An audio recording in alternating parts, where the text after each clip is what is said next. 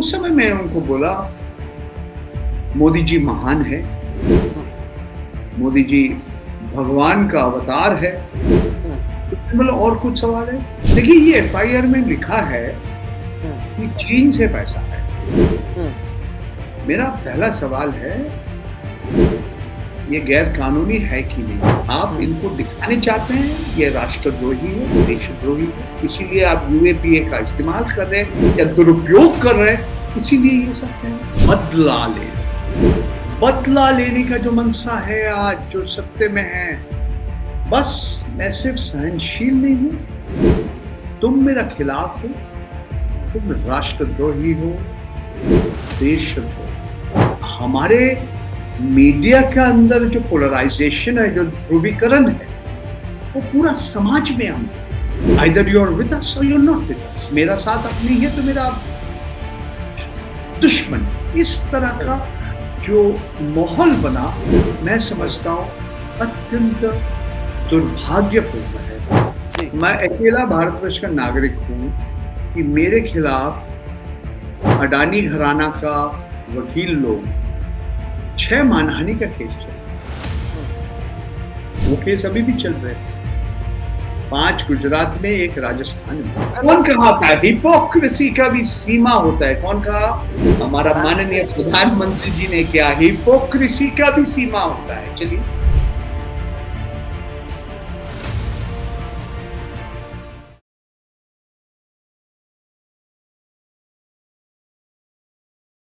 नमस्कार दोस्तों, आप सभी का एक बार फिर से मेरे इस YouTube चैनल पर बहुत बहुत स्वागत है। दोस्तों, चाहे आप इंडिया कहें या भारत, ये मदर ऑफ डेमोक्रेसी है, लेकिन शायद ये जो डेमोक्रेसी है, ये केवल सत्ता में बैठे नेता और उनके दोस्तों के लिए है। पत्रकारों की अगर बात करें तो दुनिया के अगर प्रेस फ्रीडम इंडेक्स की आप बात करें तो भारत 161वें स्थान पर है, यानी दुनिया के आखिरी 20 देशों में भारत शिराक होता है। भारत में हाल ही में G20 हुआ, हम सभी को दिखाया गया, जश्न मनाया गया देश भर में। जो वो 20 देश हैं उसमें भी प्रेस फ्रीडम में अगर बात करें तो भारत आखिरी स्थान पर है। ये सारी चीजें मैं आपको क्यों बता रहा हूं?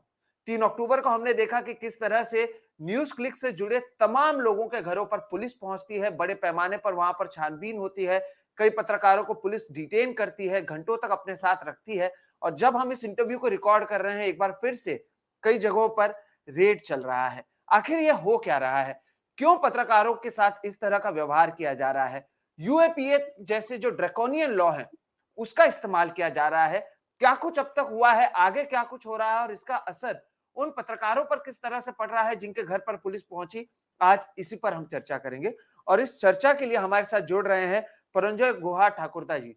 ये काफी सीनियर जर्नलिस्ट हैं, रिनोन्ड ऑथर हैं, साथ ही साथ न्यूज क्लिक में बतौर कंसल्टेंट भी ये जुड़े हुए हैं। इनके घर पर भी 3 अक्टूबर को पुलिस पहुंची थी, इन्हें अपने साथ पुलिस थाने पर भी ले गई थी। इसके साथ ही साथ जैसे कि मैंने कहा, ये ऑथर हैं जो हाल ही में आप सभी को दर्शकों को पता होगा, हिंडनबर्ग रिपोर्ट आई थी अदानी ग्रुप के खिलाफ या अदानी ग्रुप को लेकर, उसमें भी इनका एक प्रोमिनेंट मेंशन मौजूद था। इन्हीं के खिलाफ अहमदाबाद की एक कोर्ट ने एक गैग ऑर्डर इशू किया था और कहा था कि ये ऐसे कोई चीज नहीं कहेंगे जो अदानी ग्रुप के खिलाफ जाए।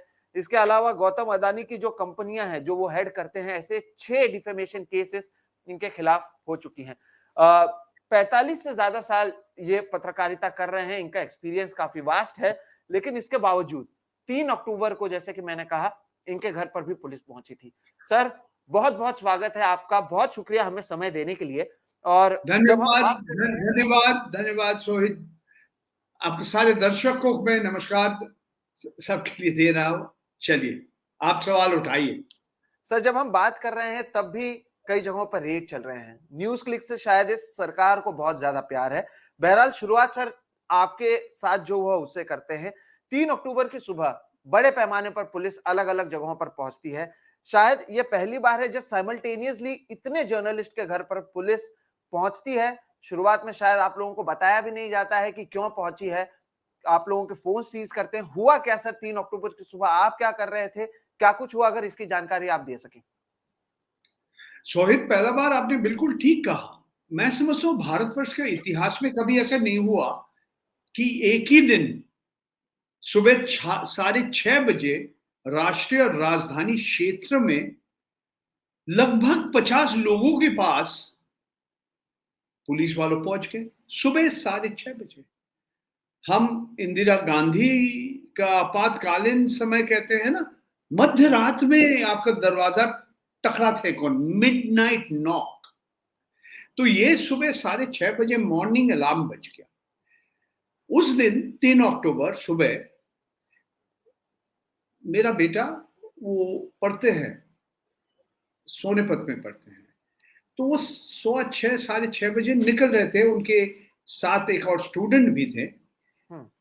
उसी समय अचानक हमारे घर में हमने देखा लगभग 9 पुलिसकर्मी, एक महिला भी थे। बाद में पता चला कि 2 हरियाणा पुलिस के भी थे, क्योंकि मैं हरियाणा में रहता हूं, मैं गुड़गांव में रहता हूं, और बाकी दिल्ली पुलिस। इन लोग में तो एक इंस्पेक्टर साहब, एक सब इंस्पेक्टर साहब, वो वर्दी में नहीं थे, प्लेन क्लोथ्स में थे। इन्होंने बोला कि देखिए, न्यूज क्लिक के ऊपर कुछ सवाल उठा, और बाद में हमें पता चला कि अगला 12 घंटा में कोई एक ही सवाल बार बार अलग अलग पुलिस अधिकारी हमें एक ही सवाल पूछा कि आपका न्यूज क्लिक के साथ क्या संपर्क है। तो मैंने बोला सब कुछ हमारे आयकर विभाग, एनफोर्समेंट डायरेक्टरेट सबको मालूम है, फिर भी आपको मैं बता देता हूं। मई 2018 से मैं एक कंसल्टेंट हूं, एक सलाहकार हूं, और हर महीना मैं 1.5 लाख रुपया का एक इनवॉइस देता हूं। वो हमारा बैंक का खाता में टीडीएस यानी कि टैक्स डिडक्टेड एट सोर्स 10% के आसपास काट के हमारा बैंक के खाता में चले जाते हैं। सबको मालूम है, हमारा एक ही बैंक का खाता है, यूनियन बैंक ऑफ इंडिया। आयकर विभाग को भी मालूम है, एनफोर्समेंट डायरेक्टरेट को भी मालूम है, तो वहां चले जाते हैं। मैंने बोला बाद में 3 साल के बाद आर्थिक स्थिति थोड़ा गंभीर हो गए थे, सिर्फ न्यूज क्लिक के नहीं, सबके लिए। कोविड के समय चल रहे थे, महामारी के समय चल रहे थे, तो वो जो रेम्यूनरेशन है ना, कंसल्टेंसी फी था, वो 1.5 लाख से 1 लाख, तो उसके बाद भी टीडीएस देते। और इस समय देखिए, कुछ कुछ महीना मैंने बोला हम इनवॉइस आपको नहीं देंगे, क्योंकि मैंने काम नहीं किया आपके लिए। कुछ मेरा लेख नहीं छपा, कुछ मैंने किसी का इंटरव्यू नहीं किया या साक्षात्कार नहीं किया, मेरा साथ आपने भी बात नहीं किया कोई खबर का विश्लेषण के लिए, तो इसीलिए हम इनवॉइस नहीं दे रहे। मगर आप पूरा जो 5 साल का सारे जितना पैसा है हमारे 5 साल से ज्यादा अगर इकट्ठा करेंगे, बहुत बड़ा लगेगा। अरे परंजॉय को न्यूज क्लिक ने 40 लाख रुपया दिया, ठीक है। जो सच्चाई है, जो फैक्ट है, सबको मालूम है। तो मैंने हमारे इंस्पेक्टर साहब को भी बता दिया।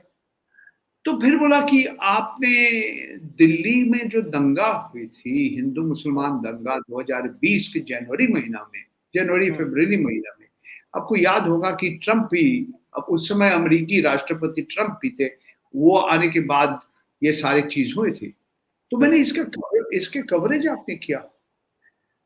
तो मैंने बोला नहीं किया। तो बोला आपने किसान आंदोलन का कवरेज किया? बोला हाँ जरूर हमने किया। और आप चले जाइए ना न्यूज क्लिक का पोर्टल में, मैंने वीडियोस बनाया, अलग अलग लोगों से मैंने इंटरव्यू किया, साक्षात्कार किया, छोटा छोटा मिनी डॉक्यूमेंट्री भी बनाया। हमारे साथ जो बातचीत हुई है, प्रवीर पुरकास्ता से बातचीत हुई है, जिस दिन हमारे प्रधानमंत्री जी वो कानून वापस ले लिया, रद्द कर लिया, तो उस समय भी हमने कहा, एक विश्लेषण किया हम लोग। तो ये सब सबके सामने है, मैं कुछ छुपा के काम नहीं करता हूँ जी। आप लोग जाइए, गूगल कीजिए, चले जाइए, न्यूज के सब कुछ मिल जाए। फिर हमसे और भी सवाल उठाया। फिर बाद में हमें पूछा कि आपका जो पर्सनल इलेक्ट्रॉनिक डिवाइस, आपका मोबाइल हम चाहते हैं। तो मैंने बोला आपको क्यों दूं? बोलिए हमारा ये कानूनी तरह से हम ले रहे हैं आपसे। तो मैंने लिखित रूप में दीजिए हमें। तो उस समय मेरा एक वकील, 2 वकील से मैंने बात किया। उन्होंने बोला देखिए उसी समय हमें आहिस्ता आहिस्ता पता चल रहा है कि क्या हो। हम्म। पहला बार हमें मालूम पड़ा कि ये जो फर्स्ट इंफॉर्मेशन रिपोर्ट है, एफआईआर है, ये यूएपीए है, अनलॉफुल एक्टिविटीज प्रिवेंशन। और इसमें लिखा हुआ है कि हमें जो जांच कर रहे हैं, जो इन्वेस्टिगेशन कर रहे हैं, इसके साथ हम सहयोग देना चाहिए। I must cooperate with the investigation. ठीक है, चलिए। तो हमें बोला कि चलिए आप हमारे साथ चलिए, हाँ, दिल्ली पुलिस हमारे स्पेशल सेल है वहां पे दफ्तर में चलिए। तो ये 6:30 से 8:30 बजता। बीच में मेरे बीबी एक स्कूल में काम करते हैं, तो वहां पे चले गए। तो हमें कुछ जो भी था, कुछ पानी दिया, चाय दिया, हमारे साथ बहुत अच्छा व्यवहार किया। सारा दिन भी हमारे साथ अच्छा व्यवहार किया। इसमें कोई हमें कहने में बाद में 2 बार 4 बार मैं बताना नहीं चाहता हूँ। तो हमको तो वहां पे गुड़गांव में हमारे घर के पास जो थाना है वहां पे गया। तो हरियाणा पुलिस के लोग वहां पे चले गए। तो मैं उनकी गाड़ी में दिल्ली चला गया। और हम जा रहे थे दिल्ली। उस समय ट्रैफिक बहुत रहता। 8:30 हम दिल्ली पहुंचा, उनका दफ्तर में पहुंचा 10 बजे के आसपास। बीच में हमारे इंस्पेक्टर साहब और सब इंस्पेक्टर साहब सो गए गाड़ी में। तो पता चला कि एकदम मध्यरात में उनको बुलाया था और उसका नींद ठीक तरह से नहीं हुई थी, पूरी नहीं हुई थी। तो ठंडा गाड़ी में बैठे थे एसी में, तो वहां पे वो सो गए थे। कोई बात नहीं। तो हम जब जा रहे थे वो दिल्ली पुलिस के जो दफ्तर में, स्पेशल सेल में, हमने देखा चारों तरफ 20-25 हम पता नहीं कितने लोग, हमने गिने नहीं, कैमरा पर्सन, टीवी के कैमरा पर्सन, जो मोबाइल में शूट कर रहे हैं, अलग अलग पत्रकार, और हमारे वो जो गाड़ी के अंदर से हमारे तस्वीर खींचना शुरू कर दिया है। उस समय हमें मालूम पड़ा कि ये तो छोटा मोटा बात नहीं है। न्यूज क्लिक के साथ सिर्फ मेरे को नहीं बुलाया, और अंदर जाके, उनका दफ्तर के अंदर जाके हमें पता चला कि बहुत सारे लोगों को बुलाया। बाद में पता चला कि 45-50 लोगों को बुलाया, और सारे लोग न्यूज क्लिक के साथ संपर्क नहीं था, अलग अलग लोग। एक भाई साहब थे, वो बहुत साल से मैं पहचानता हूँ, उनका पिताजी हमारे स्कूल का प्रिंसिपल थे, दिलीप सिमियन जी। उन्होंने की बोला, वो रिटायर्ड अध्यापक है, पढ़ाते हैं इतिहास का। दिल्ली विश्वविद्यालय में, रामजस कॉलेज में उन्होंने पढ़ा। अलग अलग लोग, कुछ लोगों को मैं पहचाना, कुछ लोगों को नहीं पहचाना। हमारे न्यूज क्लिक के कुछ लोगों को देखा, और बाद में हमें पता चला एकदम जूनियर लोग थे जो अभी काम सीख रहे हैं, प्रोबेशनर्स, कोई ग्राफिक्स का काम करते हैं, कोई कॉपी डेस्क में काम करते हैं, इनको भी बुलाया। बाद में, उस समय नहीं, बाद में हमें पता चला कि सारे महिला को उन्होंने दफ्तर नहीं बुलाया, उनको घर में। और वहां हमें यह भी पता चल गया कि लोगों का laptop, mobile phone, hard disk, pen drive और पासपोर्ट भी इन्होंने जब्त कर दिया, दिल्ली पुलिस लेगी। बाद में पता चला एक अल्प उम्र का एक न्यूज क्लिक के साथ एक काम करते हैं, वो एकदम डर गया था। कभी उन्होंने नहीं सोचा ऐसा होगा। तो मेरे साथ उन्होंने बहुत अच्छा व्यवहार किया। मैं बार बार बोला, देखिए, न्यूज क्लिक का मालिकाना, न्यूज क्लिक में कौन कितना पैसा दिया, आप मेरे से क्यों पूछे? मैं तो कंपनी, ये जो कंपनी है PPK news click private limited, उनका तो मैं शेयर होल्डर नहीं हूँ, मैं डायरेक्टर नहीं, मैं उसका डायरेक्टर नहीं हूँ, मैं एडिटोरियल बोर्ड में भी नहीं हूँ। क्या छप रहा है, क्या नहीं छप रहा है, क्या जाएगा, क्या नहीं जाएगा, उसमें भी हमारा कोई हाथ नहीं। मैं सिर्फ एक सलाहकार। फिर देखिए, एक सब इंस्पेक्टर, दूसरी इंस्पेक्टर, एक और इंस्पेक्टर, तीसरी इंस्पेक्टर, चौथा इंस्पेक्टर, एकदम लगातार चला। Assistant commissioner of police, deputy commissioner of police, एकदम डीआईजी तक, सबसे उच्च स्तर में डेप्यूटी इंस्पेक्टर जनरल, एक एक करके हमारे सवाल, एक ही सवाल, कुछ सवाल उन्होंने पूछा कि आप सिग्नल इस्तेमाल करते कि नहीं? तो मैंने बोला मैं तो सिग्नल इस्तेमाल करता हूँ। हमें तो पूछना शुरू किया, आप हांगकांग में एक व्यक्ति से बात किया? बोला हाँ जरूर मैंने बात किया। क्यों बात किया? मैं बात किया क्योंकि उनके साथ उन्होंने एक किताब लिखा, वो भारतवर्ष में आ रहे थे, मैं उनका इंटरव्यू किया। फिर भी मैंने बोला कि देख लीजिए ना, न्यूज क्लिक में सब कुछ है। फिर बोला एक ऑस्ट्रेलिया से एक भाई साहब से आपने बात किया? बोला हाँ जरूर किया। उनका नाम उन्होंने ठीक तरह से उच्चारण नहीं कर पाया, मैंने उनको ठीक तरह से उच्चारण कर दिया। बोलिए एक पोर्टल है अडानी वॉच करके, उनके लिए हम लिखता हूँ, और वही पुरानी कहानी जो न्यूज क्लिक के साथ मैं उनको इनवॉइस देता हूँ, और वो पावर बैंक का खाता में पैसा आ जाता है। मैं कुछ छुपा के नहीं किया। मगर एक सवाल उठाया, मुझे मालूम थे, मैं हंसना शुरू कर दिया। हमसे पूछा आप अमेरिका में ये एस भटनागर से बात किया, ये कौन है एस भटनागर? तो मैंने बोला मेरा साला, मेरा बीवी का भाई, छोटा भाई है, मैं उनका फोन में हाँ बात किया होगा।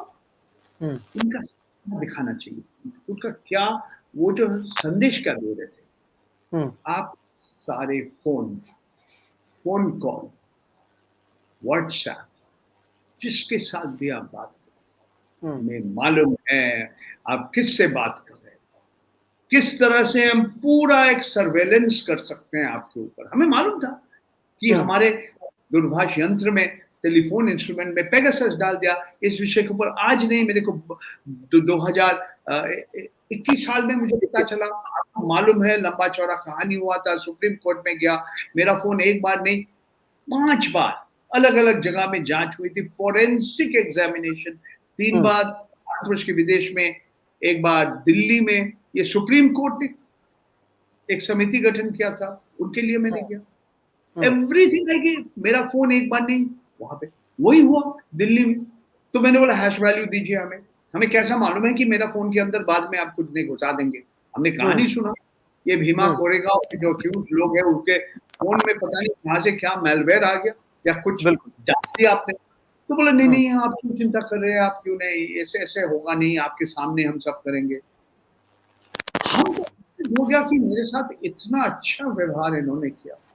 पुलिस वालों, सबसे जो ऊपर में जो अधिकारी साहब है, उन्होंने हमें बोला कि हाँ कोई बात नहीं भैया, इनको फोन का जो भी है अंदर सारे सूचना ले लो और इनका फोन और सिम वापस दे दो। बाद में पता चला कि आज भी पड़े हुए हैं दिल्ली, वहां दिल्ली पुलिस के स्पेशल सेल में बहुत सारे लोग। अगर आप पत्रकार का फोन ले लेते हैं, इसका मतलब क्या है? आप उनका जीविका भी छीन रहे हैं। उनका लैपटॉप आपने ले लिया, उनका हार्ड डिस्क ले लिया, उनका जीविका आपने ले लिया।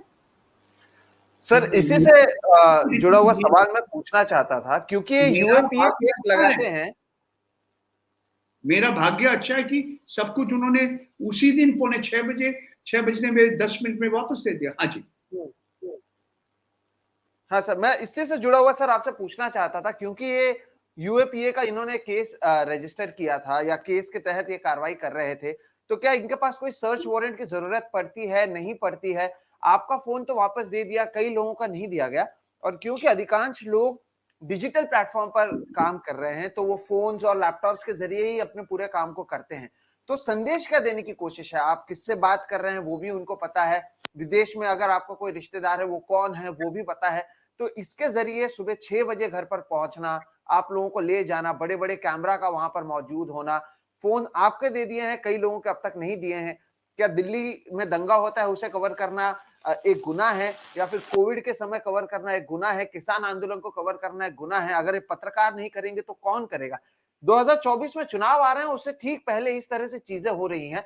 आपको उस दिन घंटों तक रखा गया, लेकिन अब भी न्यूज क्लिक के जो चीफ एडिटर है प्रवीर पुरकायस्थ और साथ ही साथ ऑफिस के एडमिनिस्ट्रेटर हैं अमित चक्रवर्ती, दोनों गिरफ्तार हैं। वो human resources HR department, Amit ji HR department में है, ह्यूमन रिसोर्सेज डेवलपमेंट। और एक चीज आपको सारे दर्शक को बताना चाहिए, प्रवीर पुरकायस्थ का उम्र 75 है। बिल्कुल। और अमित चक्रवर्ती विकलांग है। दर्शकों को बस ये याद रखना चाहिए, अमित चक्रवर्ती विकलांग हैं और साथ ही साथ प्रबीर पुरकायस्थ 75 साल से ज्यादा उम्र के हैं। और साथ ही साथ सर, अगर आप इसमें जोड़ सकें, जब इमरजेंसी हुई थी तब भी इन्हें गिरफ्तार किया गया था, तब बिल्कुल सरकार जी, में कोई और था, बिल्कुल जी। तब भी ये गिरफ्तार थे, अब भी गिरफ्तार हुए हैं। बिल्कुल ठीक कहा आपने।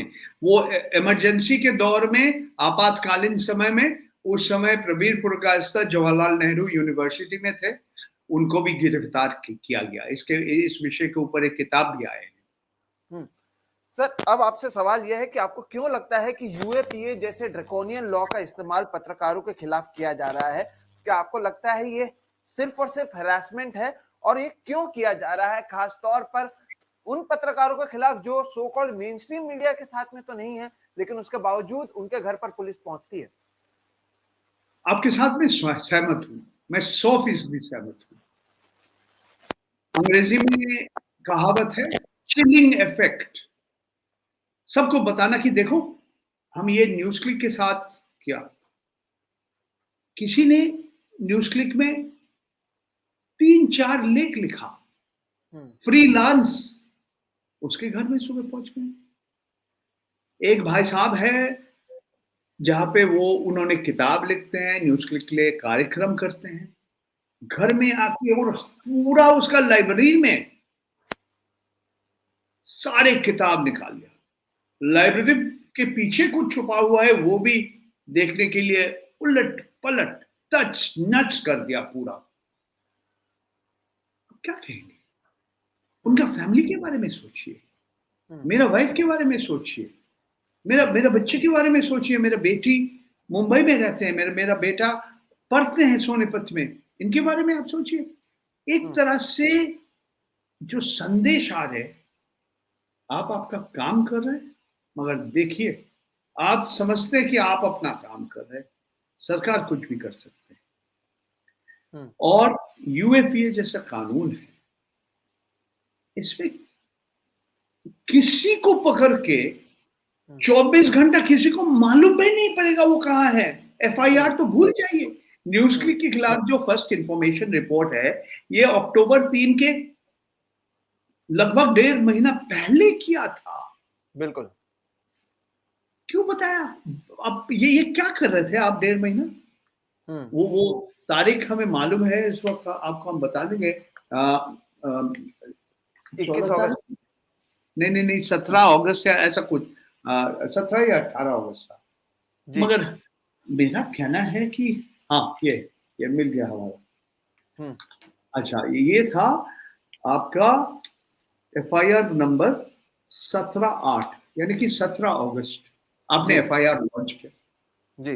अब फिर एक्शन कब ले रहे? 1.5 महीने के बाद, 3 अक्टूबर। किसी को मालूम नहीं था ये एफआईआर लॉन्च किया गया, वो दिल्ली पुलिस को मालूम था और किसी को मालूम ही नहीं था।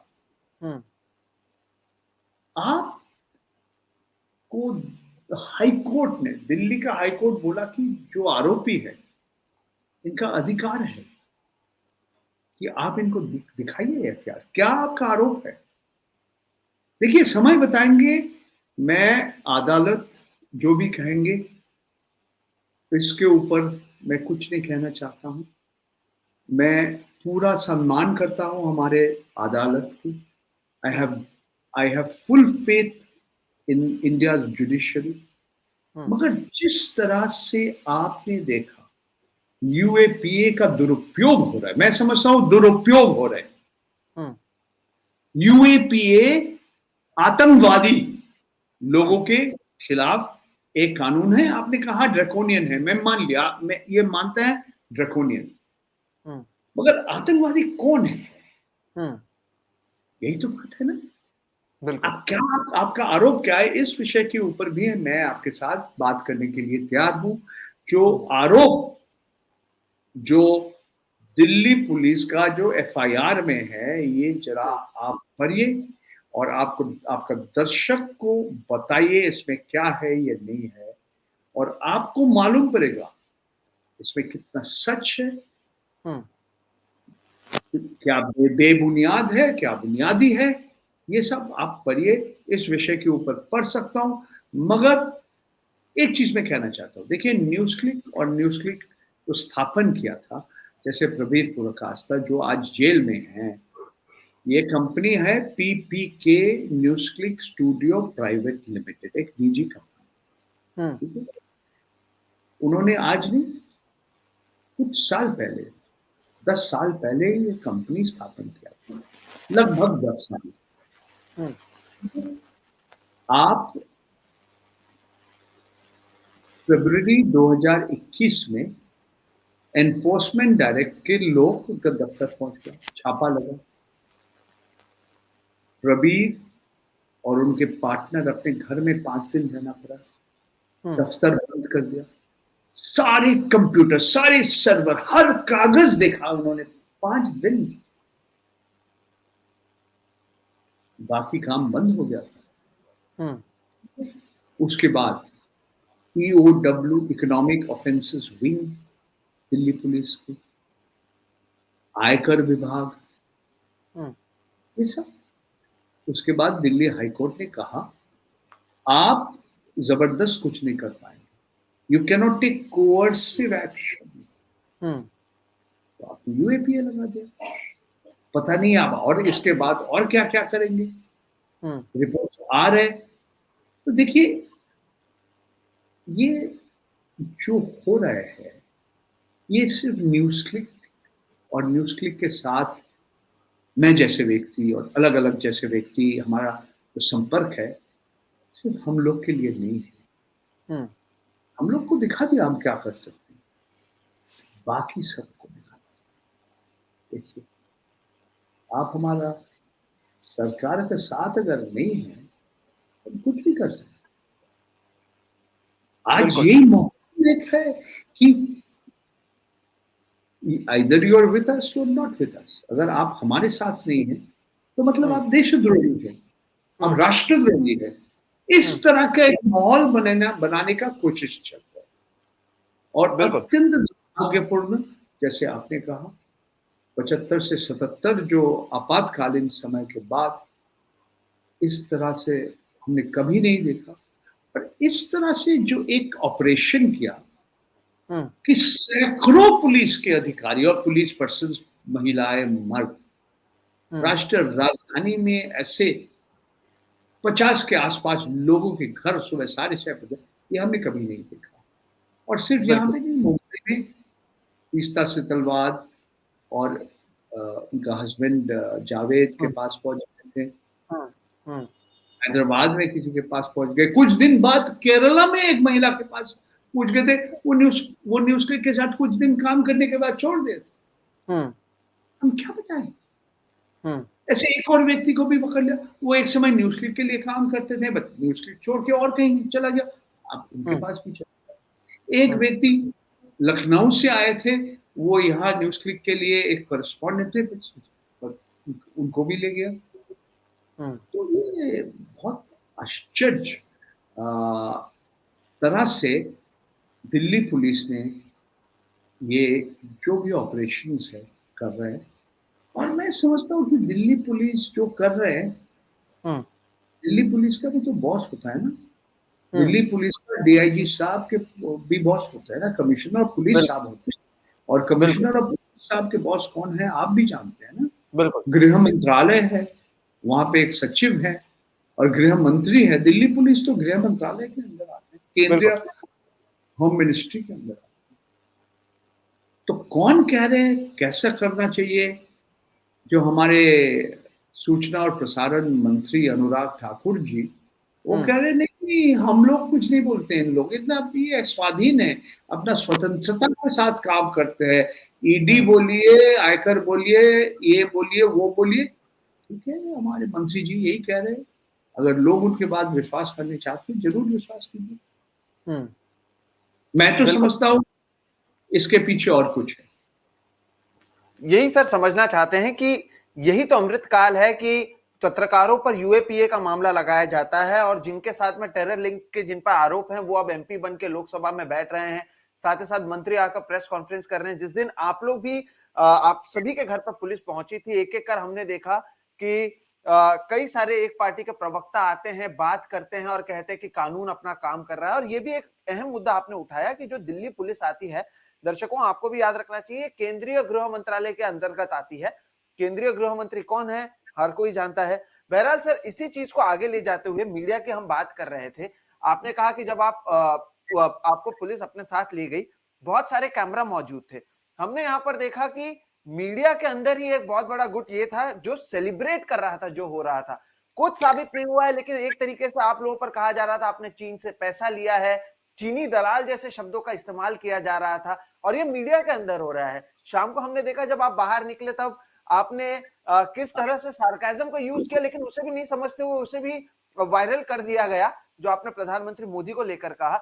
मीडिया का जिस तरह से रवैया रहा है, क्योंकि आप कई सालों से जब मैं पढ़ाई भी कर रहा था आपको अलग अलग चैनल्स पर देखता था, आपकी मैं 46 साल पत्रकारिता कर रहा हूँ जी शोहित। मैं 46 साल पत्रकारिता कर रहा हूँ। मेरा उम्र 68 है, 68 है। मेरा जन्म 1955 में हुई थी। शायद तुम्हारा पिताजी का उम्र होगा मेरा। तो मैं 40 साल पत्रकारिता कर रहा हूँ। मैं दिल्ली विश्वविद्यालय में जब स्टूडेंट थे, मैं छात्र थे, उस समय आपातकालीन समय आए थे। 75 के और 77 के बीच इमरजेंसी समय था। उस समय मैं दिल्ली यूनिवर्सिटी का स्टूडेंट था, दिल्ली स्कूल ऑफ इकोनॉमिक्स। उसके बाद मैं पत्रकार बना। देखिए, मैंने कभी ऐसा नहीं देखा। आपने जैसे कहा, अंदर उनका दफ्तर से हम बाहर आया, चारों तरफ हमने गिन भी नहीं पाया, मगर कम से कम 17, 18, 20, 25 लोग हमें ऐसे घेर लिया। मैं सवाल उठाना शुरू कर दिया, क्या हुआ क्या हुआ। तो मैंने बोला आप शांत रहिए, मैं सब बता रहा हूँ। मेरा नाम, मैं भारत सरकार का प्रेस इंफॉर्मेशन ब्यूरो में मैं एक्रेडिटेड कॉरेस्पॉन्डेंट हूँ। ये मेरा उम्र है। हमें जो सवाल उठाया कि आप क्या किया, कहाँ काम किया, ये सब कुछ मैंने बताया। क्या क्या सवाल, जो अभी अभी आपको बताया, क्या सवाल उठाया, सब कुछ मैंने कैमरा के सामने लगभग 10-15 मिनट मैंने बात की। तो बीच में एक महिला हमारे पास आए हैं, तो मैंने माइक का जो आईडी था ना दिखा, रिपब्लिक टीवी, तो मैं देख के बताया, सीधा बोल, अंग्रेजी में बोला, Once upon a time, Arnab Goswami used to be a journalist. Today he is a monstrous caricature of what a journalist should be. तो ये महिला हमसे पूछा कि आपने मेरा सवाल का जवाब नहीं दिया। मैं आपसे सवाल उठाया कि आपको न्यूज क्लिक के बारे में क्या क्या था, और आप और कुछ कह रहे। तो मैंने बोला आपका नाम बताइए। तो उन्होंने बोला सिमरन। तो I am pleased to meet you. कुछ दिन पहले आपने हमें टेलीफोन किया था। हाँ, मैंने टेलीफोन किया था। हमारा अनुमति नहीं लेके आप मेरा पूरा जो मैंने कहा रिकॉर्ड करके ऑन एयर कर दिया। कुछ नहीं कहा। तो बार बार पूछा कि आपको न्यूज क्लिक के बारे में क्या सवाल उठाया। वो बार बार मैंने घूम फिर के वही कहा।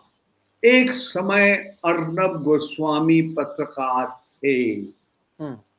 आज वो एक तरह जो एक राक्षस का रूप ले लिया। तो ये मैंने बताया। तो वो सवाल उठाना बंद कर दिया। फिर मैं अंग्रेजी के बाद हिंदी में भी एक ही चीज बताया। तो मैं जब निकल रहा था, निकलने के पहले भी बहुत लंबा चौड़ा मेडिकल लीगल रिपोर्ट होता है, एक बार दो बार, फोन जब्त करने का वो डॉक्यूमेंट, ये वो सीजर मेमो, इसके बाद कब आओगे नहीं आओगे, ये सारे सब लिखित रूप में देते हैं। और मैं जिसके साथ चला गया उसके साथ भी एक दस्तखत करना है कि मैं आपको ले जा रहा हूँ, उनके सबूत सब चाहिए।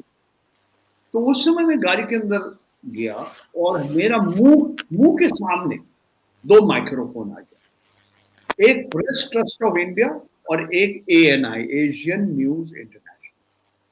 तो मैंने ANI का माइक पकड़ा और बोला आप सवाल मत उठाइए, मैं पहले सवाल का जवाब देता हूँ, उसके बाद आप बताइए।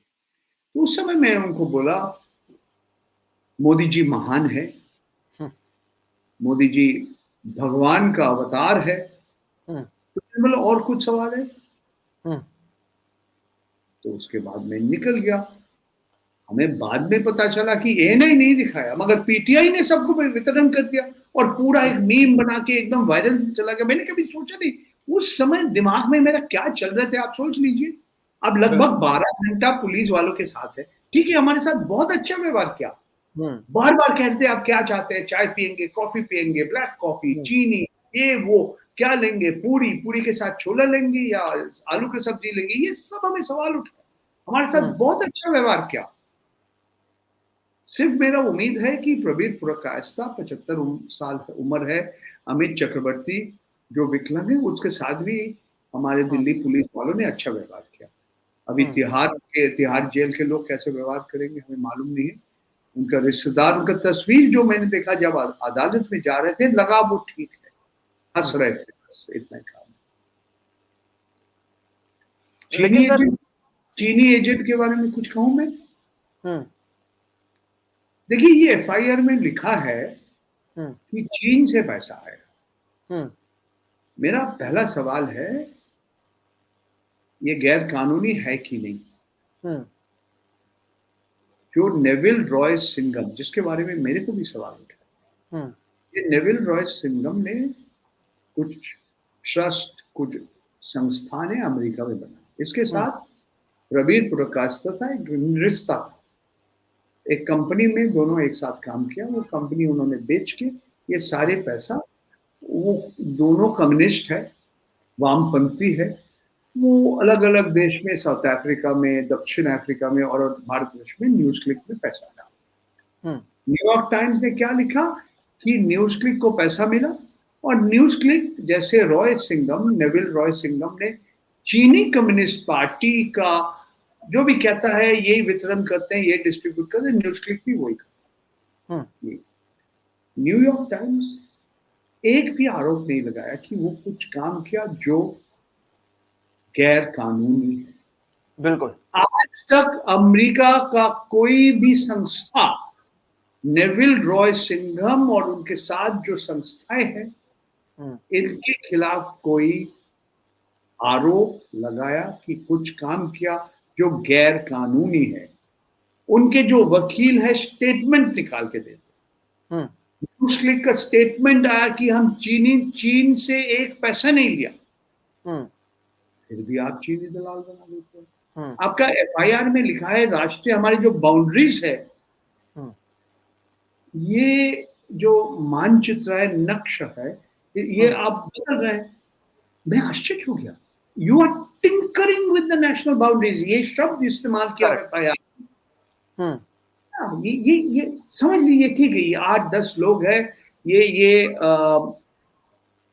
वामपंथी है, कम्युनिस्ट है, इन लोग हमारे देश का नक्शा बदल देंगे, हमारे देश का बाउंड्रीज जो सीमा है ये बदल जाएगा कुछ लोगों के लिए। कितना आश्चर्य एक आरोप है कि कुछ लोग कहेंगे तो अरुणाचल और कहीं चले जाएगा, जम्मू एंड कश्मीर और चीन के पास चले जाएगा। तो मैं समझता हूँ ये अद्भुत एक आरोप है। आप इनको दिखाने चाहते हैं ये राष्ट्रद्रोही है, देशद्रोही है, इसीलिए आप यूएपीए का इस्तेमाल कर रहे हैं या दुरुपयोग कर रहे हैं, इसीलिए ये सब कह रहे हैं।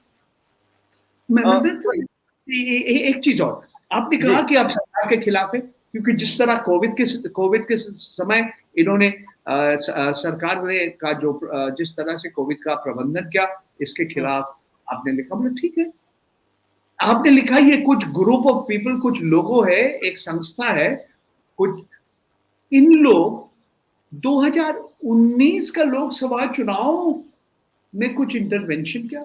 ये भी आश्चर्य होगा, या 4-5 लोग हमारे देश में जो मोदी जी कहते हैं मदर ऑफ ऑल डेमोक्रेसीज, अरे लोकतंत्र के मां है विश्व में, विश्व के सबसे बड़ा नहीं, सबसे बड़ा लोकतंत्र, ग्रुप ऑफ छोटा सा ग्रुप 5-6 लोग क्या पूरा जिस तरह से हमारे लोकसभा चुनाव हो रहे हैं इसके ऊपर कुछ एक असर पड़ेगा? तो ये सारे जो आरोप है, मेरा तो नहीं लग रहा है कि हमारे देश का जो अदालत है, जो हमारे देश का माननीय न्यायाधीश है, वो अगर ठीक तरह से देखेंगे, हमें लग रहा है उनके राय आ जाएगा, अदालत का राय आ जाएगा। बिल्कुल, अदालत की ओर से क्या कुछ कहा जाता है ये देखना अहम होगा। लेकिन सर यही न्यूयॉर्क टाइम्स जब भारत सरकार के खिलाफ कुछ कहता है तो ये न्यूयॉर्क टाइम्स का खंडन करते हैं, कहते हैं कि वो सही नहीं कह रहा है। लेकिन एक लाइन न्यूज़ क्लिक के ऊपर लिखा जाता है और इतनी बड़ी कार्रवाई होती है। बहरहाल सर अगर कौन कहा था हिपोक्रेसी का भी सीमा होता है? कौन कहा? हमारा माननीय प्रधानमंत्री जी ने क्या हिपोक्रेसी का भी सीमा होता है। चलिए, बिल्कुल, बिल्कुल। सर लेकिन आप अलग-अलग न्यूज़ चैनल्स में जाते रहे हैं, अलग-अलग जगहों पर बतौर एक्सपर्ट हम आपको देखते रहे हैं। एक समय ज्यादा था। ट्रायल किया गया है आपके साथ में और आपसे सवाल पूछे भी जिस तरह से गए या आपको अपनी बात को रखने दिया गया या पहले से ही मीडिया अपना एक माइंड बना के आया था? हम इतने डिवाइडेड क्या कभी आपने मीडिया देखा है जिस तरह से अभी है? नहीं देखा, क्योंकि आज भारतीय समाज भी एकदम एक ध्रुवीकरण हो गया, डिवाइडेड है। श्वेत, एक समय आप भी एनडीटीवी में काम किया, एनडीटीवी में हमें बुला रहे थे। एक समय अर्नब गोस्वामी जब टाइम्स नाउ में काम किया, हमें बुलाया गया था। वो रिपब्लिक शुरू करने के बाद 2-4 बार उनके लोग हमें बोला, मैंने बोला नहीं, आना नहीं चाहता हूँ। टाइम्स नाउ में बहुत सारे समय मैंने गया, हमें पैसे भी मिला, अपीयरेंस फी होता है, पैसा मिला। आजकल नहीं बुला रहे, ठीक है, वो जो करने चाहते हैं उन्हीं का मर्जी है, उन्हीं का जो भी करने चाहते हैं करते हैं। आप जैसे व्यक्ति हमें बुलाया आपका चैनल में, यूट्यूब चैनल में, मैं आ गया, जो बुलाते हैं हम आ जाते हैं। आप तो हमें एक पैसा नहीं दे रहे, अगर आप पैसे देंगे मैं खुशी होकर ले जाऊंगा। आप मेरा किताब खरीद लीजिए प्लीज, हमारा बैंक का खाता आपको बता देंगे। मैं क्राउड फंडिंग कर रहा हूँ, तो मैं सबसे भीख मांगता हूँ, उन्हें कुछ दे दीजिए, मैं भिक्षुक हूँ जी। आपका एक किताब बाय द वे है मेरे पास, मैं उसके बारे में भी आगे जिक्र करना चाहूंगा। जब आप और मैं प्रेस क्लब में मिले थे, अगर आपको याद हो, तब भी हमने इस किताब की बात की थी। आगे उस पर बात करेंगे गैस वॉर्स के बारे में। बहरहाल सर अगर इसी चीज को आगे ले जाऊं, उस दिन भले ही 2 लोगों को गिरफ्तार किया गया, लेकिन ये मामला अब भी जारी है। कुछ लोगों को वापस भी बुलाया गया। आज भी हम सुन रहे हैं अलग-अलग जगहों पर जो रेड्स हैं वो जारी हैं। तो मामला या खतरा तो अब भी आप लोगों पर बना हुआ है। अभी भी कोई भरोसा नहीं है कि आगे वापस बुलाया जाए, नहीं बुलाया जाए, या इसे लेकर कुछ कहा गया आप लोगों को? और इसे लेकर क्योंकि बार-बार आप लोग, आपके अगर स्पेशली मैं बात करूं, ये पहला मामला नहीं है जब अलग-अलग तरीके से आपके ऊपर दबाव बनाने की कोशिश हुई है। तो इसका आप लोगों पर किस तरह से असर पड़ रहा है?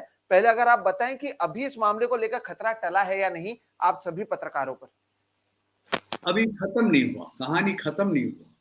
कहानी कब खत्म होगा हमें मालूम नहीं है। 3 अक्टूबर मैंने जब दिल्ली पुलिस का स्पेशल सेल के बाहर गया, एक कागज हमें दिया था। ये कागज है notice under section 43F of the UAPA, ठीक है जी। तो उसमें लिखा था कि आपको 6 तारीख के दिन दोबारा आना पड़ेगा 11 बजे। तो मैंने उनसे कहा कि देखिए, मैं दिल्ली का बाहर जा रहा हूं, मैं मुंबई जा रहा हूं, वहां पे मेरा बेटी रहती है, तो मैं वापस आके मिल सकता हूं? तो बोली लिखित रूप में उन्होंने दे दिया हमें कि आप लिख दीजिए। तो मैंने लिखा, तो मैंने बोला आप 11 तारीख के बाद किसी दिन भी बुलाइए, आज 11 तारीख है। तो दस्तखत किया और वहां पे जो ACP साहब है, जो असिस्टेंट कमिश्नर पुलिस है, जो इन्वेस्टिगेटिंग ऑफिसर है, उनका भी छाप है, उसका फोटो कॉपी हमारे पास है, ओरिजिनल उन्हीं के पास है। फिर हमारे पास एक SMS आया और SMS बोला आपके आने की जरूरत नहीं है, हम बुला लेंगे। फिर भी कुछ चैनल जैसे टाइम्स नाउ जैसे चैनल एकदम बेबुनियाद झूठा खबर बता रहे थे कि 6 तारीख में पहुंच गया स्पेशल सेल में। मैं क्या बताऊं टाइम्स नाउ को? आप क्यों ऐसे करते हैं? हमसे एक बार टेलीफोन करके पूछा, मेरा नंबर तो तुम्हारे पास है ना?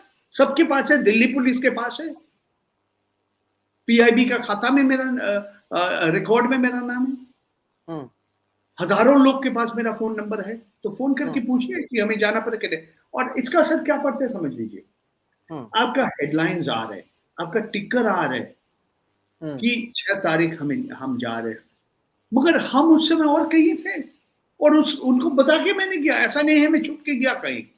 बिल्कुल ठीक है, मैं कल जा रहा हूँ कलकत्ता, किसी ने हमें बुलाया गया, तो ठीक है। मैं कुछ मैं देखिए, अगर मैं कुछ गलत काम किया, गैर कानूनी काम किया, तो चलिए आपके पास अधिकार है, आप कुछ भी कर सकते हो। मगर मैं समझता हूँ मैं गैर कानूनी काम नहीं किया, बस।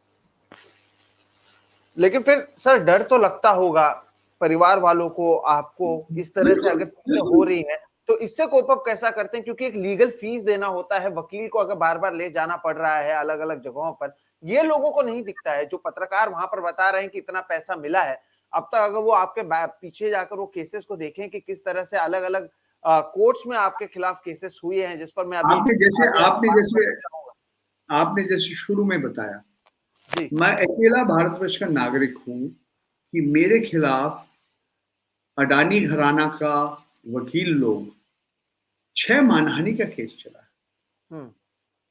वो केस अभी भी चल रहे हैं, 5 गुजरात में, 1 राजस्थान में। मुंबई में मैं इकोनॉमिक एंड पॉलिटिकल वीकली के संपादक थे। जुलाई 2017 में मैं इस्तीफा दे दिया। इसके पीछे भी एक लंबा कहानी है, बिल्कुल। इसके पीछे एक अडानी के ऊपर एक लेख भी है। जनवरी 2021,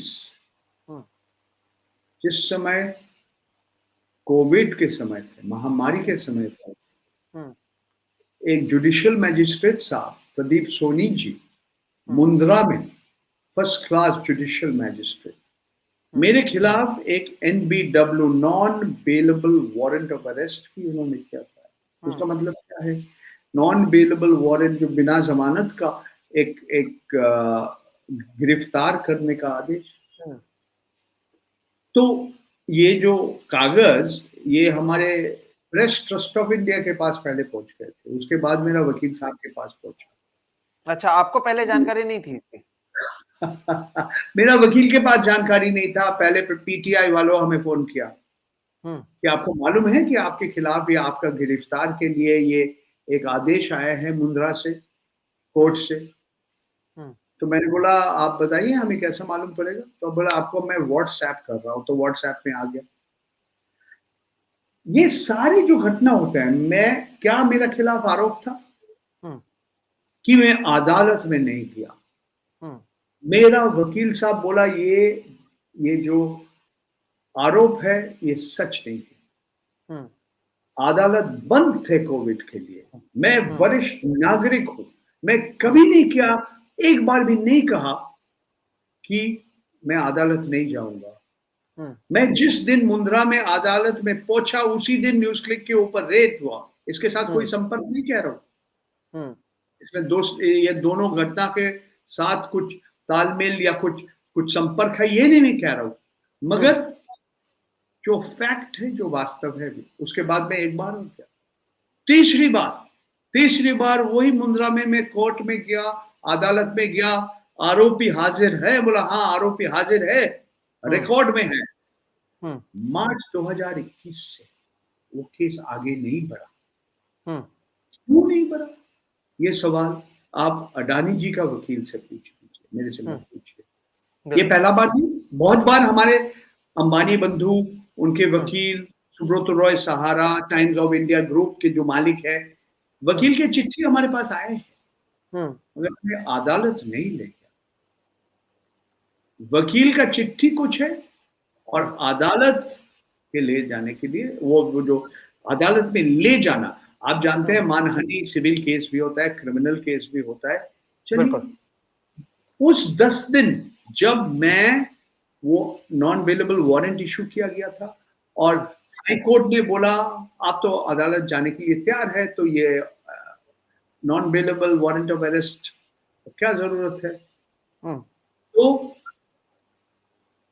आप समझ लीजिए कि हमारा फैमिली के ऊपर क्या असर पड़ा। मेरा बहन, जिसका हस्बैंड गुजर गए हैं कोविड के समय, मार्च 2020 में, शी वाज विडोड।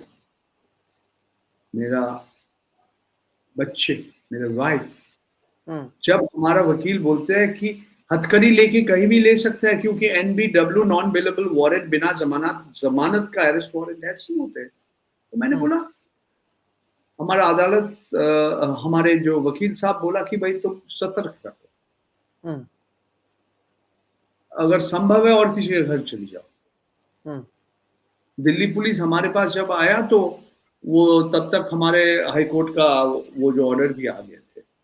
तो इस तरह से हैरान करते हैं। इस बार ही सुबह 6:30 बजे मेरा बेटा जा रहे थे कॉलेज में।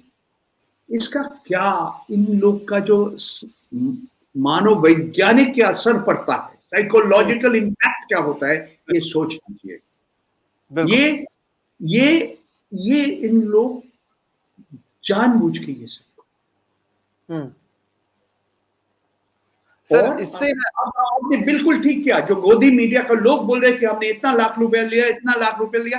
आपको मैं बताऊं, यहां से मुंद्रा हमें 3 बार जाने के लिए मेरा कितना खर्चा हुआ, वहां होटल में रहने के लिए कितना खर्चा हुआ। ये कोई पूछेगा भी नहीं आपका, इस पर कोई चर्चा नहीं करता होगा। मैं बताने के लिए तैयार हूं। सब कुछ है रिकॉर्ड में हमारा, ऐसा नहीं है। तो हैरान करने का अलग अलग रास्ता है, ये भी एक रास्ता। दर्शकों को यहां पर यह बताना चाहूंगा कि इससे पहले ऐसा नहीं है कि 2014 के बाद ही जो पत्रकार हैं वो जागे हैं, या फिर अगर बात करें कि अगर ठाकुर साहब की बात करें कि वो 2014 के बाद लिख रहे हैं। ये जो किताब है, ये गैस वॉर्स, ये किस तरह से भारत सरकार ने क्रोनी कैपिटलिज्म और अंबानी ग्रोह को किस तरह से उस समय मदद की, उसके बारे में भी इन्होंने लिखा था। सर आपसे ये जानना चाहेंगे। सोहित जी सर, उस समय कौन थे सरकार में? भारतीय जनता पार्टी नहीं थे, मोदी जी प्रधानमंत्री नहीं थे। ये सारी चीज यूपीए सरकार, मनमोहन सिंह का सरकार के समय थे। और उसकी समरी अगर देखें तो पहले लाइन में ही prime minister of India Manmohan Singh has been accused of changing ministerial portfolios. आप सोचिए, पहले लाइन में ये लिखा गया था। सर इसी पर मैं पूछना चाहूंगा, तब में और अब में क्या बदलाव आप देखते हैं? ये पहली बार तो आप कर नहीं रहे हैं, आपके फोन में पेगासस से लेकर बाकी चीजें हो, आपके खिलाफ मानहानि के मामले हो, क्या कुछ बदला है पहले और अब में? पहले की पत्रकारिता और अब की पत्रकारिता में क्या बदलाव देखते हैं आप? जो बदलाव है ये अत्यंत महत्वपूर्ण है। ये क्या है? पिछले सरकार, सिर्फ मनमोहन सिंह का सरकार नहीं, उससे पहले सारी सरकार जो पत्रकार सवाल उठाते हैं, जो एक तरह से उनका राजनीतिक शत्रु बन जाता है, एक विरोधी दल का नेता बन जाते हैं, क्योंकि आप सवाल उठा रहे हैं। यही है। पिछले सरकार भी इनके टॉलरेंस नहीं था, सहनशीलता नहीं था इन लोगों में। फर्क क्या है? बदला ले लो। बदला लेने का जो मनसा है आज, जो सत्य में है, बस मैं सिर्फ सहनशील नहीं हूं, तुम मेरा खिलाफ हो, तुम राष्ट्रद्रोही हो, देशद्रोही हो, तो तुम्हारे सारे हमारे साथ जितने संस्थाएं हैं, सीबीआई, ईडी, आईटी, फलाना ढिमकाना, सब हथियार बन जाते हैं। यही फर्क है। और जिस रफ्तार से आज काम चल रहा है, देखिए ये माहौल पूरा बदल गया पिछले 9 साल में। इसका कारण है कि मोदी जी, हमारे माननीय प्रधानमंत्री, पत्रकार लोगों से बात करने के लिए तैयार नहीं है। भारतवर्ष का एक और सिर्फ एक ही प्रधानमंत्री जो आज तक पिछले 9 साल से भी ज्यादा समय बीत गया कि वो एक प्रेस कॉन्फ्रेंस या मीडिया कॉन्फ्रेंस जिसमें जो भी पत्रकार कुछ भी सवाल उठा सकते हैं, वो जवाब देंगे कि नहीं, अलग बात है। 2019 मई महीना में दोबारा चुन के जब आए थे, भारतीय जनता पार्टी की जो वहां के जो दफ्तर में बहुत सारे सवाल उठाता, उन्होंने एक सवाल का भी जवाब नहीं दिया। अमित शाह जी ने सवाल, मोदी जी चुन के कुछ लोगों को साक्षात्कार का मौका मिला। इसमें तो अर्नब गोस्वामी जी है, रजत शर्मा जी है, अंजना ओम कश्यप जी है, हमारे नाविका कुमार जी है, और भी मैं सुनील चौधरी का नाम भूल गया मैंने, और अपना वो दीपक चौरसिया, सुधीर चौधरी, दीपक चौरसिया, हाँ, सभी ये लोग हैं। सब हाँ, इन लोग के हाँ, नाम आप भी जानते हैं, मैं भी जानता हूँ। हाँ, इनको चुन के मौका मिला। हाँ, क्या है वो सुदर्शन टीवी का भी जो है, चबान के। जवान के, हुँ, और इन लोग कैसे सवाल करते हैं आपको दर्शक जानते हैं, सब लोग जानते हुँ, हैं। हाँ, जो हम अंग्रेजी में कहते हैं गुडी-गुडी क्वेश्चन्स। हुँ, सवाल उनको मालूम है ये सवाल आ रहे हैं, वो तैयार है हुँ, जवाब देने के लिए। हुँ, सवाल का जवाब के बाद दूसरी सवाल, हुँ, जो एक अदालत में होता है, क्रॉस क्वेश्चनिंग। आप एक सवाल पूछिए, आप सवाल का जवाब के बाद एक और सवाल उठाइए। ये तो किसी ने नहीं किया। बिल्कुल। और मोदी जी सिर्फ पत्रकार क्यों, हुँ, अलग-अलग लोगों को भी साक्षात्कार मिला। अपना हुँ, प्रसून जोशी को भी मिला, अपना जो जाने-माने अभिनेता है अक्षय कुमार जी को भी मिला। वो बिल्कुल। हमारे वो बहुत महत्वपूर्ण सवाल उठाया था हमारा प्रधानमंत्री को, उनका ड्राइवर था हुँ, कि मोदी जी आप आम कैसे खाते हैं? काट के खाते बिल्कुल। हैं या छील के खाते हैं? तो हुँ, देखिए ये माहौल एकदम ऊपर से शुरू हुआ। हुँ, तो हमारे मीडिया के अंदर जो पोलराइज़ेशन है, जो ध्रुवीकरण है, वो पूरा समाज में हम देख रहे हुँ, हैं।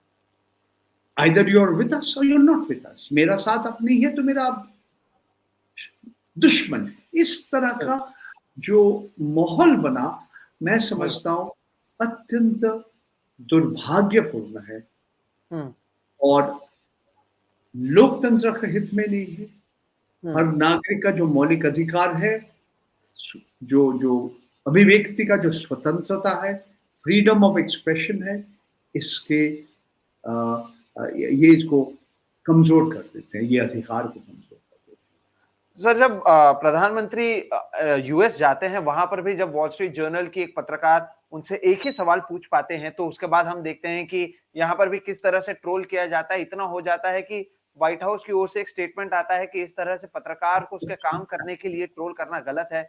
यहाँ पर तो हमें पता चलता है कि वो किस तरह से आम खाते हैं, जेब में बटवा रखते हैं या नहीं रखते हैं, एलेक्सा कहती है आएगा तो मोदी, ये सारे जो सवाल थे, या फिर वो थकते नहीं है, ये सारे सवाल सामने आते हैं।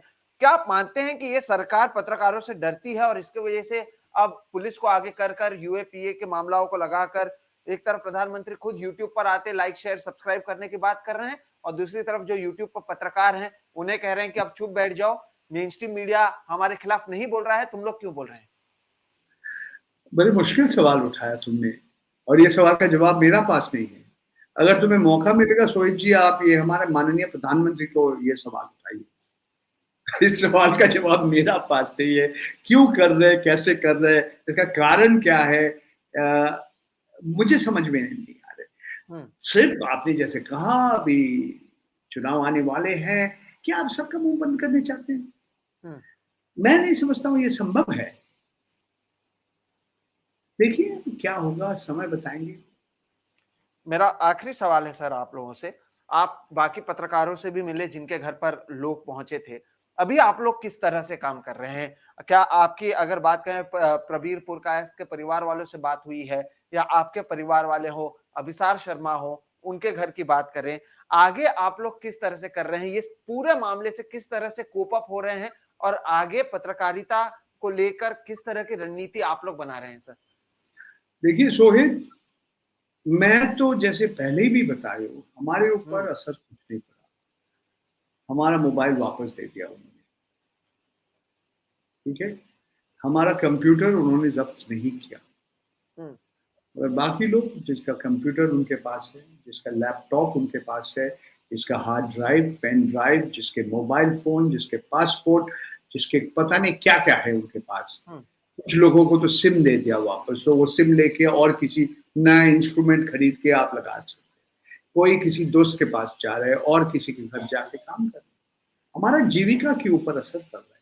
हमारे पत्रकार भाइयों और बहनों का जीविका के ऊपर असर पड़ रहा हुँ, है। उनको कुछ करना ही पड़ता है, कोई उपाय ढूँढना ही पड़ेगा। हुँ, आपको नहीं मिल रहा है कहीं, तो आप जाइए साइबर कैफ़े में बैठ के कीजिए, आपका गूगल में कीजिए, जो भी करना है। और क्या रास्ता है बोलिए? मगर असर पड़ा और बुरा असर पड़ा, इसमें कोई दो राय नहीं। सर एक और सवाल, माफ कीजिएगा, मेरा अभी मेरे दिमाग में आया है। आपको क्या लग रहा है, आप 45 साल से पत्रकार हैं, मेरी उम्र 30 साल है, हमारे जैसे लोगों के लिए भारत में जर्नलिज्म का फ्यूचर आप किस तरह से देखते हैं? किस तरह से इसे आगे ले जाना चाहिए? क्योंकि अगर अभी इस तरह के हालात हैं, हमें नहीं पता आगे और क्या कुछ होगा। हिंदू मुस्लिम की बात कर रहे हैं, वो हम देख रहे हैं टीवी पर किस तरह से बढ़ रहा है, प्रोपोगंडा इतने बड़े पैमाने पर बढ़ रहा है। तो जो फ्यूचर जर्नलिस्ट हैं या जिनको पत्रकारिता करना है, उनके लिए क्या फ्यूचर है इस देश में सर? देखिए, मेरा उम्मीद उम्मीद के ऊपर हम जीते हैं। हम्म। हमें ऑप्टिमिस्टिक, आशावादी होना जरूरी है। मैं समझता हूँ भारतवर्ष के जो आम नागरिक है, आम जनता है, जनता जनार्दन को सब कुछ मालूम हम्म। है। इन लोग जो अपने आप को बुद्धिजीवी कहते हैं, मैं कभी कभी समझता हूँ इन लोग ज्यादा समझदार है इनसे। हम्म।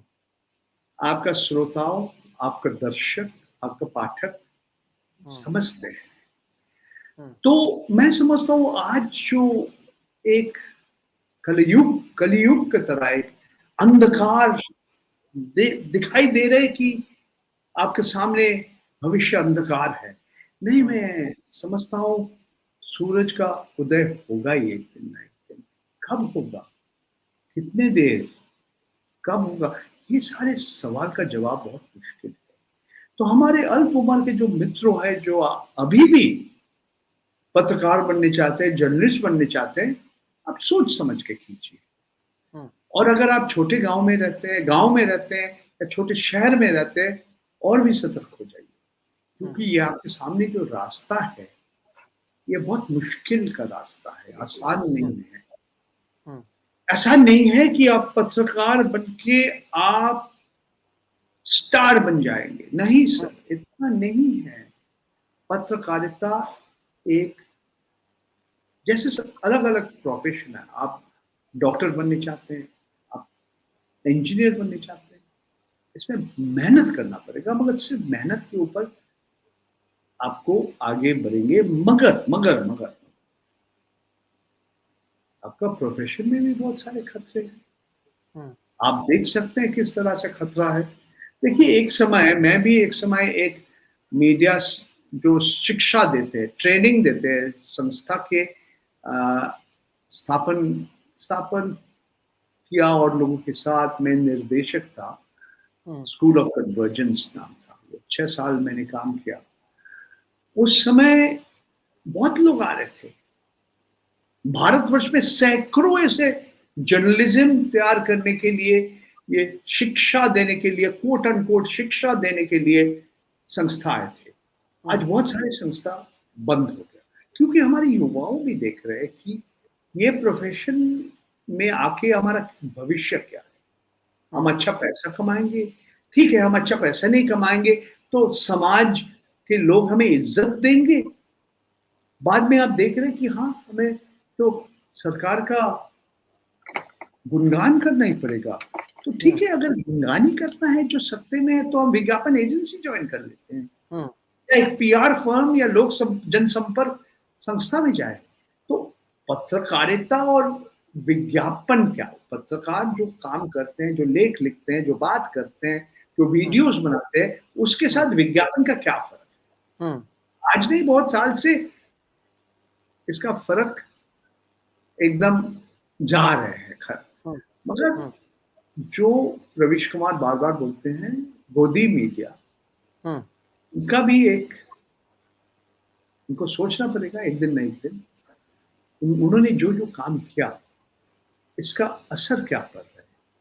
बिल्कुल। इतिहास आपका, जो आपने जो जो किया, इतिहास के पन्ने में किस तरह से विवरण करेंगे।